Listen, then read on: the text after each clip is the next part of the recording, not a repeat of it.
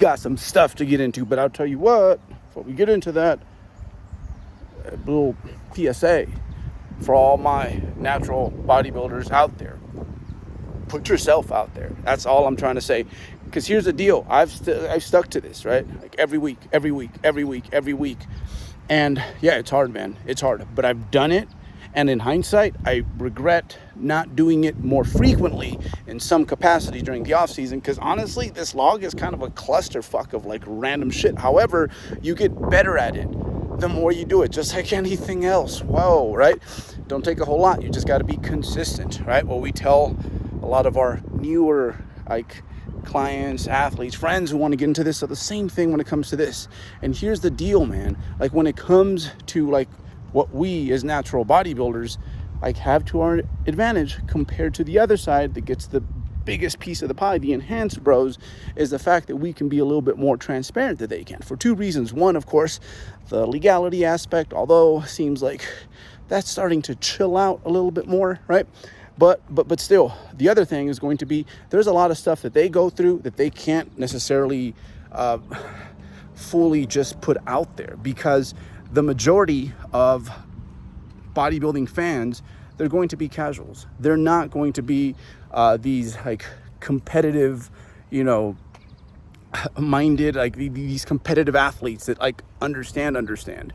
It's no different than like a boxer getting clocked in the 5th round and it's like, bro, like that did some damage. I should probably stop here, is what a reasonable person would say. But sometimes as competitive athletes, you do what you want, what you need to do to get the job done when it comes to this thing that, at least right now, like you've agreed with yourself is like that important.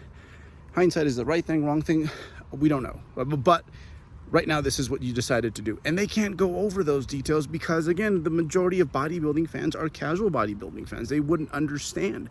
However, we can be a bit more transparent.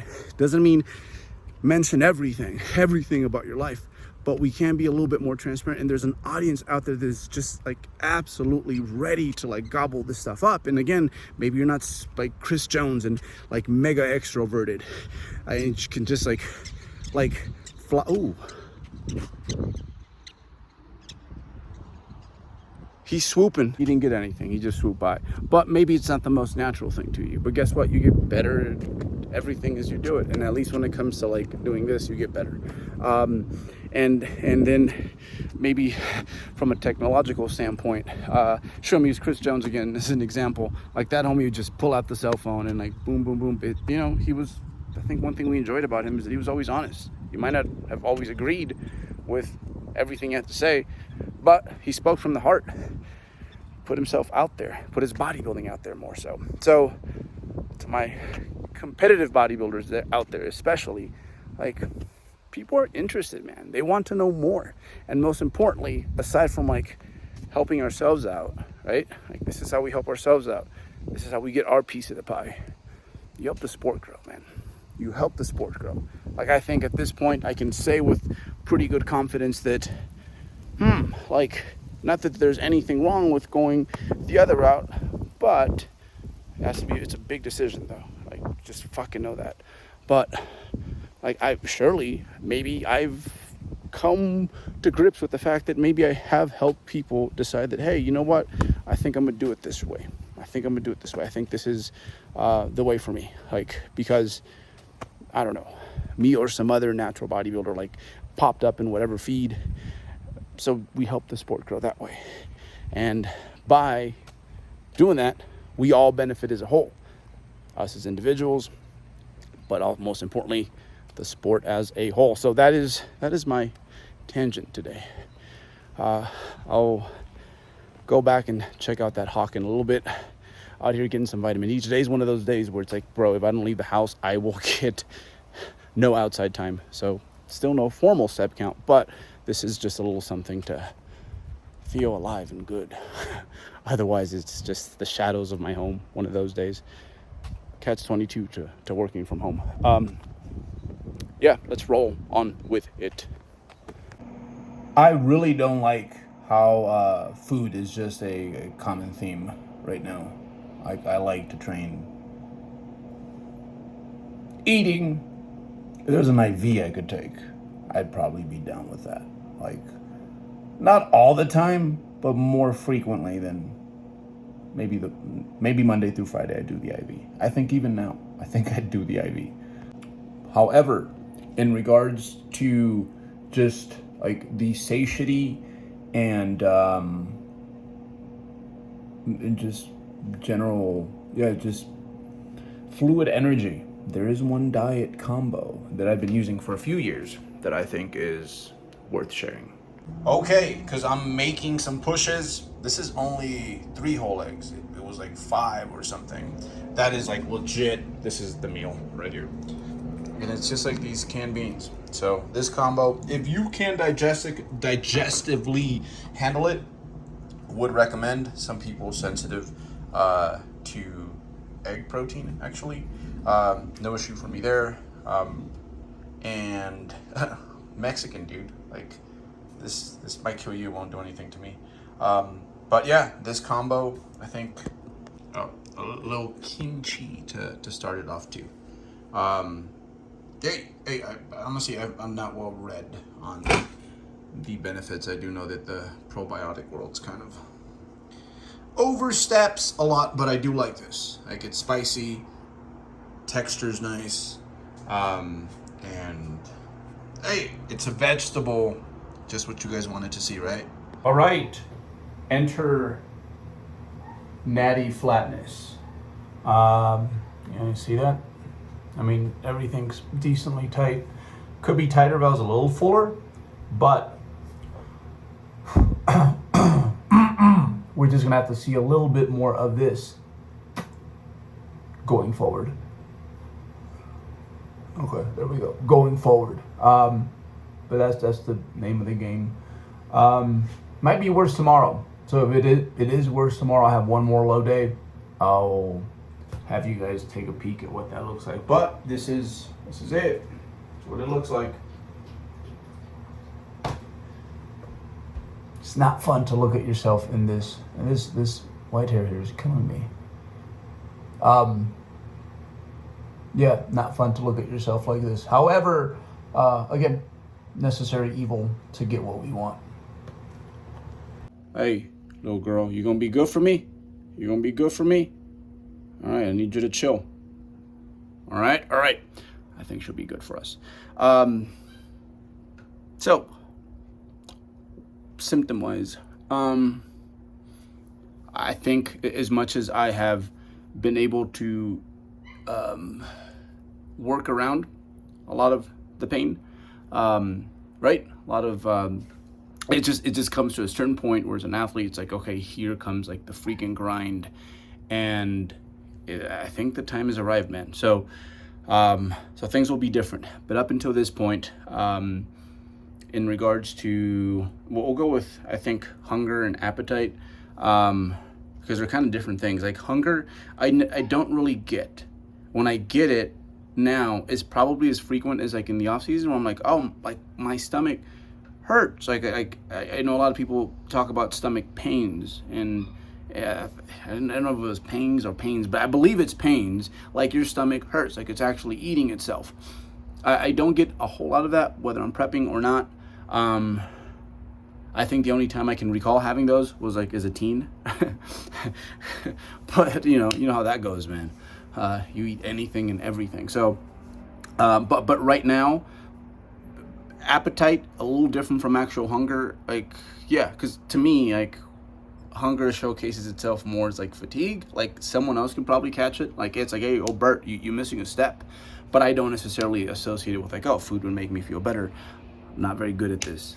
Part of the skinny boy syndrome, right? So yeah, hunger, non-issue. Appetite, I can go for things. Like I definitely notice that, hey, I'm a little bit more picky about like my foods.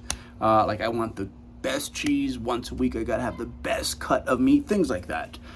So yeah, I think it's still at a healthy level. If anything, it's moderately enjoyable. A lot of people will say this, I like becoming the foodie. There's a line where it's like, you don't want to cross that. Like athlete first, second, third, fourth, fifth. Foodie it's just moved higher up that list. But there's other things that I'm much more interested in. But nevertheless, like it's like once a week I give myself a good cut of meat. When it comes to the cheese for my crackers, it's like it's got to be a damn good cheese. But that's kind of it. Hormones, relatively the same. Those things stay. I'm fortunate they've always stayed pretty stable, and even I guess at 39 years of age, same dealio. Only time I honestly really wrecked myself hormonally was my first prep, and didn't even get lean enough. Like I was 15 pounds heavier than this, I think. So kind of goes to show you, I do think this is just my general hypothesis. I can't say this with 100% like conviction here, but I believe a lot of the stress that happens like during a prep is what shuts like that extracurricular part of your brain, especially as a male. Like for me, the one thing that will shut me down like hormonally, and usually we talk about libido when it comes to this, is going to be like stress. Like if I'm stressed about other things, like I just don't think about that stuff, right? So there's that. So generally no discomfort. I for the most part, I'd say the biggest thing is just flatness here and there, to the point I'm like, I don't like the way it looks. And yeah, I want to go to bed a bit earlier sometimes, and that's kind of it. Like, still a night owl, but it's an abbreviated version of my off-season self.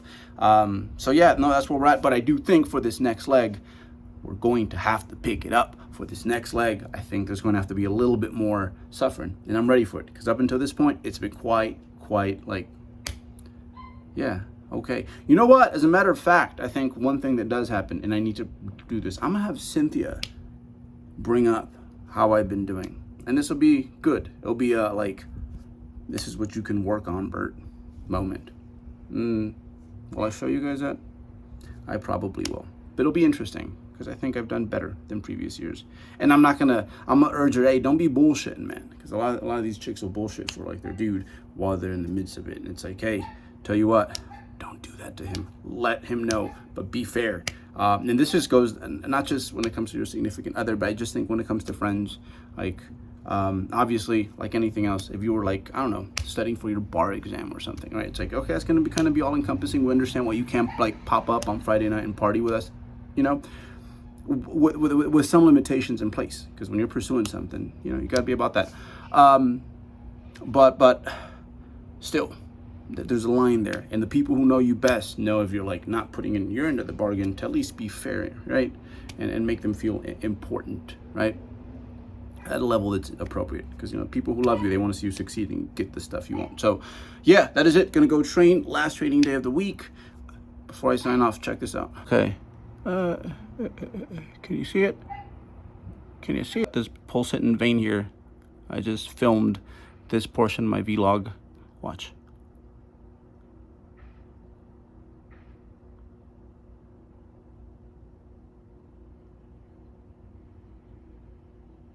Crazy. Everybody, catch 22 to being veiny.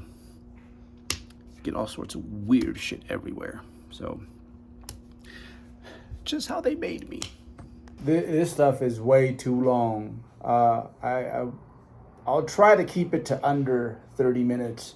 But some of you guys are enjoying it from a cardio buddy perspective. Glad I could join you. All right, so where do we start? Few changes to this movement, so I'm going a little bit lighter. Look, I am splitting hairs here, folks, but I think in order for me to get the arm path that I think I want, I'm going to have to make it a slight decline. I'll get more into this. If you guys are interested, comment below in the next one. But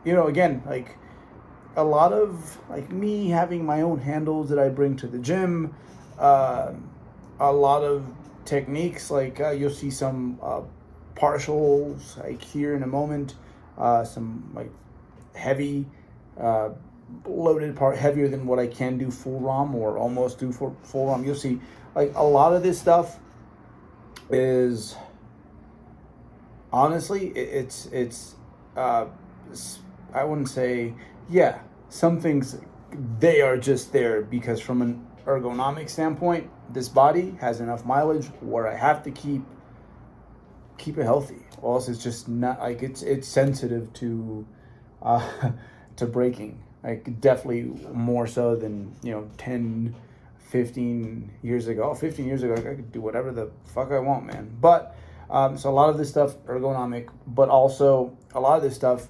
is speculation, man. Speculation, but the ideas make sense. But you have to remember that like I didn't forge my physique when it comes to a lot of these things that I am applying, hairs that I am splitting.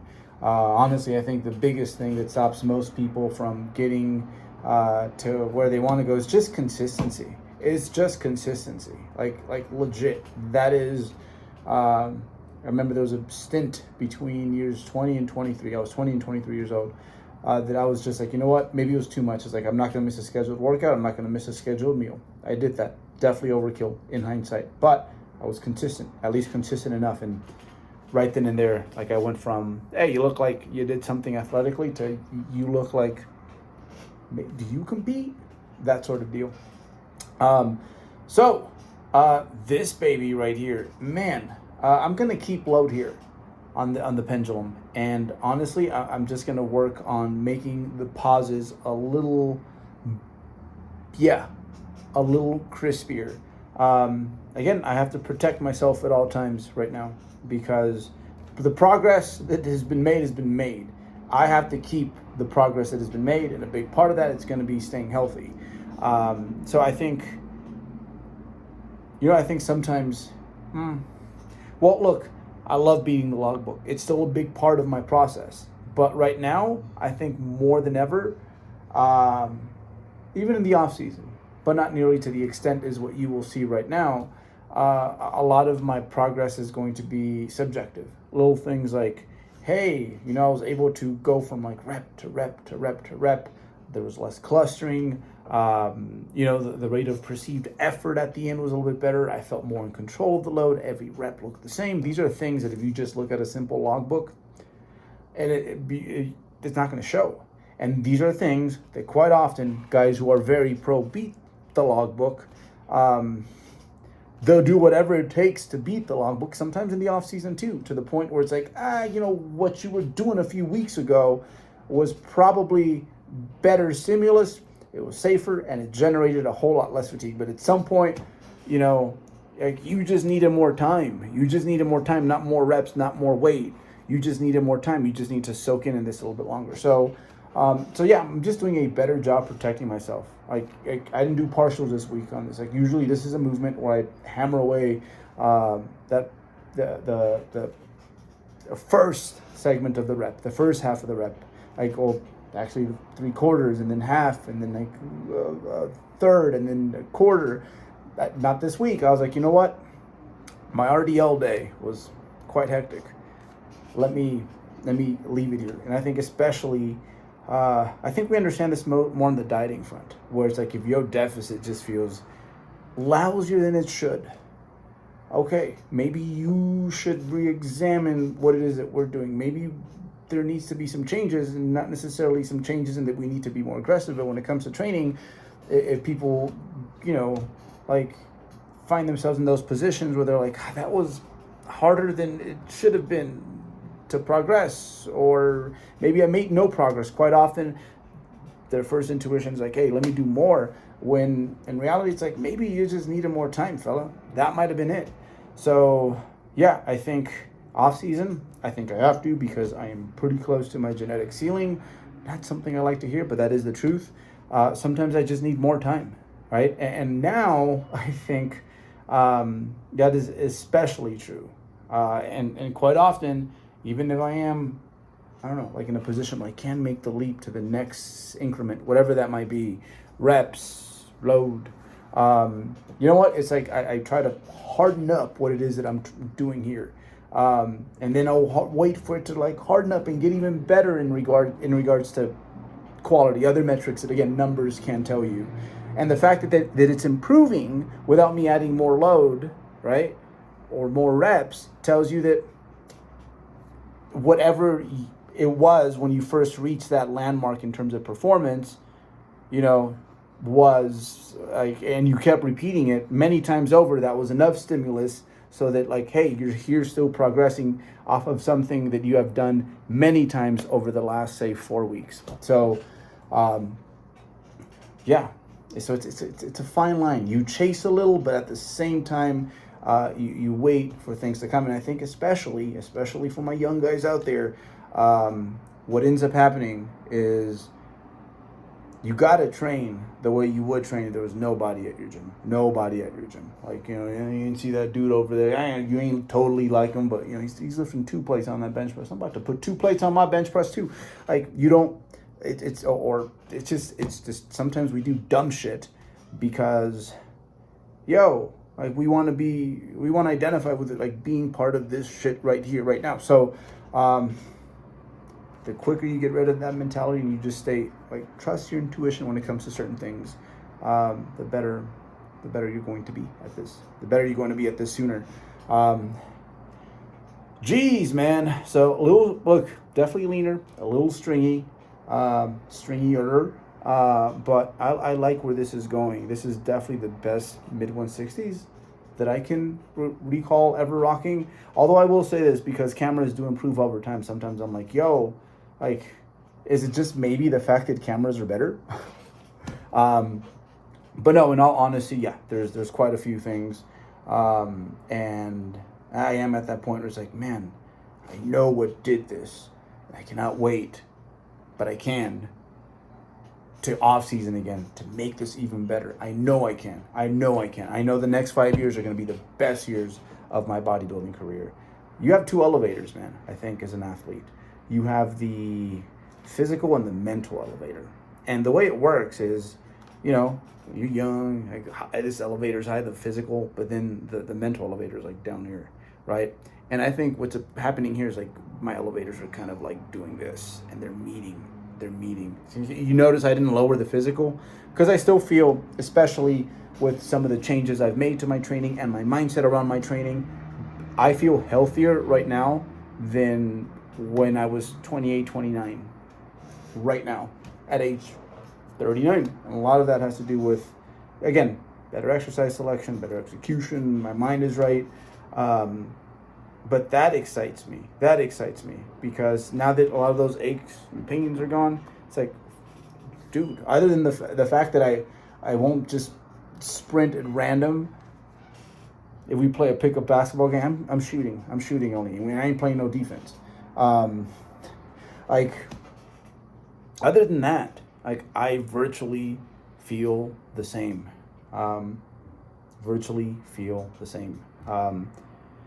Yeah, so, hey, things are going well. I feel in control. This haircut, by the way, it's grown on me. It looks a lot better. And for those of you guys, that's what I'm gonna rock. It's gonna be nice and tight, and then we'll get this sorted out even a little sharper, and that's what we're rocking on the stage. So that was the drama for a while. I'm not cutting my hair, folks. People always be like, yo, cut your hair. And it's like, no, like, my hair is, like, how do I say? It's like my spirit animal. It's like, man, I do what I want. I don't conform, right? So, yeah, anyhow, love this movement. If you do this movement, a lot of you guys probably do it at floor level. Try it at about, like, wrist level, and you're going to see that you get a whole lot more stretch. Look at this it's that little generic stretch that everyone does. And a lot of people's medial doubts, like, they go a whole training career without actually being, like, challenged in that stretch position. And I'll tell you what, this movement's, I see a lot less people mess this up compared to, like, a lateral raise with a dumbbell. That was a good arm. Performance, again, still good. Like, I think because I've been using that combo of, like, I'm going to be assertive but not assertive. Yeah, like, it's paying off where it's like, you know what, I can almost make progress whenever I want. But sometimes when I look at, like, just the whole training session, the week in regards to, like, the fat loss that has happened or that I project is going to happen, yeah, sometimes I muffle it on purpose, and because of that, like, again, like, I honestly think, I don't know if I could do 455 with pauses on this, 4 sets of 6. So I'm just retracing 405 for sets of 6. The rest of this prep, I've committed to that. But I do think I can probably do 455 for a set of 4. Not a bad deal. Not worth it, right? I think 6 is enough reps where I guess I just different subject. Yeah, I have been liking the lower rep ranges a little bit more. Excuse this guy, he doesn't understand what I'm trying to do here. And by lower, I mean probably like sub 10, maybe 12 for arm exercises. A lot of it has to do with the fact that I just feel like I can be more accurate with my reps. You know, both because you don't have to be like zoomed in into that moment for nearly as long. We have a cap on attention, but also because the reps are, there's just, the load's heavier, and that by default makes you more like, hey, has you paying attention closer. It's not over yet. Hold up. I just got an idea. So I didn't ask Cynthia how I'm doing, simply because people be lying, especially when your significant other is like under, you know, this sort of duress, you know. They do. I don't think she'd throw me under the bus like that publicly. In all fairness, I think I'm doing quite well. She's dieting too. I don't lose a whole lot of energy when I'm dieting. As a matter of fact, I need to reel it back more often than not. That's probably, yeah, that's a bigger issue with me. It's like my body wants to go do something, which honestly probably takes place in like a cortisol enriched environment. But I think what I am going to do, I need to reel in my resources. And she's always telling me, because she's great, baby, Mr. Nunez, what can I do for you? And I think what I can do is, I haven't assigned anything really to her. I just am very self-sufficient. Film my sets, she does that, and I appreciate that a whole lot. Work schedule could be a little funny. She tolerates that. It's probably have her pose with me. That's what I need to do. I hate posing because I love training. I love eating a certain way. And the competition for me, more than anything, is like the carrot on the stick. Does it mean a lot to me? Yeah, but here's the thing. It's like, it does, but I know the volatility that comes with competing in a subjective sport. So what I'm going to do is have her, I'm going to make a little like sheet, and I check in with her and we run through our posing 10 minutes every fucking day. That's what we're going to do. I think she'd enjoy that. She'd enjoy that a whole lot. So yeah, I'm going to do that. And that's final. I need help on that end, because bro, for real, it's like I look better than like a lot of these dudes I'm going to be competing with, just like standing there smoking a ciggy. We like both doing it just in our posing trunks. Like, I look cooler, I look better, but come stage time, I leave some stones unturned. So we're on it. Hey, favor. Yeah. I've told the people that what you're gonna do for me is you're gonna help me stay honest about my posing, and you're gonna help me pose 10 minutes 6 days a week. Okay. You do that, we'll make a little checklist. You'll keep me honest. That's your job. Okay. If I pose terribly, it's on you. It's on me. I can't even walk in heels. How is that? Luckily for you, I don't think I need heels. Yeah, but still. Just someone to keep me honest. That's all. You got the team shirt, so how appropriate. You're right. Teamworks. You're right. Dreamworks.